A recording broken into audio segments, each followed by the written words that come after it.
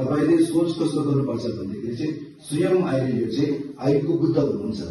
आयुको बुद्धको मुखबाट आयुको बुद्धको झिलकबाट चाहिँ मैले अहिले आयुको अभिषेक दिइरहेको छु। यो आयुको अभिषेक दिएको कारणले गर्दाखेरि चाहिँ मेरो आयु सिद्धिएको छ भने पनि मेरो आयु चाहिँ साँच्चै बढेर गएको छ सम्झे पनि तपाईँले स्वयं आयुको बुद्धबाट चाहिँ है अभिषेक दिएको चाहिँ त्यो प्राप्त हुन्छ तपाईँ। त्यो कारणले गर्दाखेरि विशेष हाम्रो यो न्युने साधना सम्पन्न गरिसकेपछि चाहिँ आयु अभिषेक दिन चाहिँ हामी प्रथा धेरै पुरानोतिर चाहिँ यो चलाउन आइरहेको छ। र हजुरहरू पहिला नबस्नु भएको त यो न्युने भने त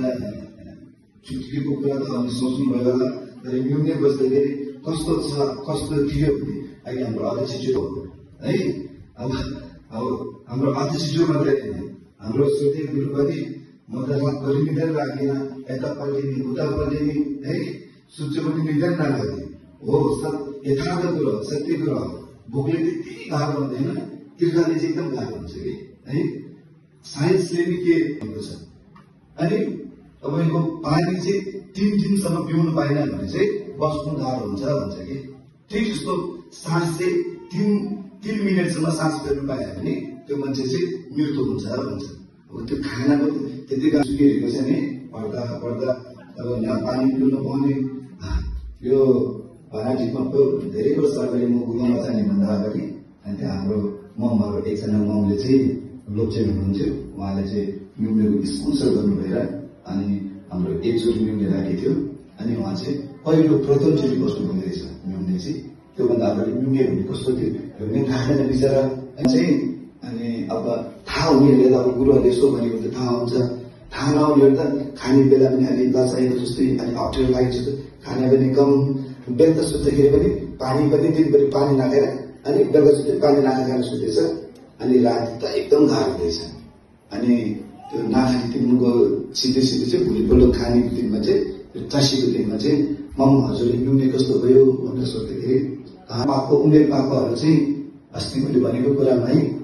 अब कहाँबाट आएको भन्यो भने कहाँ जानु लागेको भने त म नुने बस्न जानु लागेको भन्ने खालको थिएँ आमाहरू थिए नि है अहिले भर्खर भर्खरहरू चाहिँ तर कहाँ जानु लागेको नुने बस्न जानु लागेको भन्दै आयो होला नि होइन अब भरे घरमा जाँदाखेरि अलि पाको पाकोहरू चाहिँ कहाँ गएर आएको नुने बसेर आएको भन्दैछ है कतिजना हाम्रो ममहरू अलिक पाको पाकोहरू चाहिँ भर्खर भर्खरहरू चाहिँ नि 50 वर्ष भन्दा तल हामीले शासन गर्ने बेलामा 108 कुरा कसरी इनर्जी आउँदो रहेछ पावर आउँदो रहेछ त्यो भनेको कस्तो हो नि उहाँको बाणी त छँदैछ तर आफू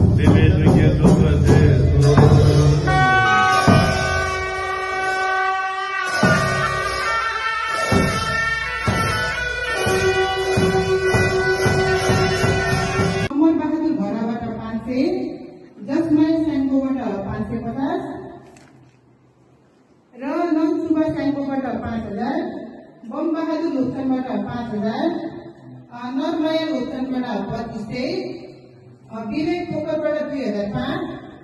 Ganesh ट्याङ्कोबाट 2005, Purnashree वैभवबाट 1500,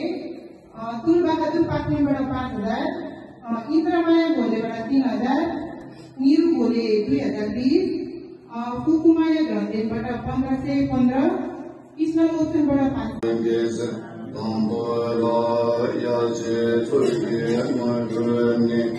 Bedma June Sesu Da Kurda Kanjo Iki Jesu Dai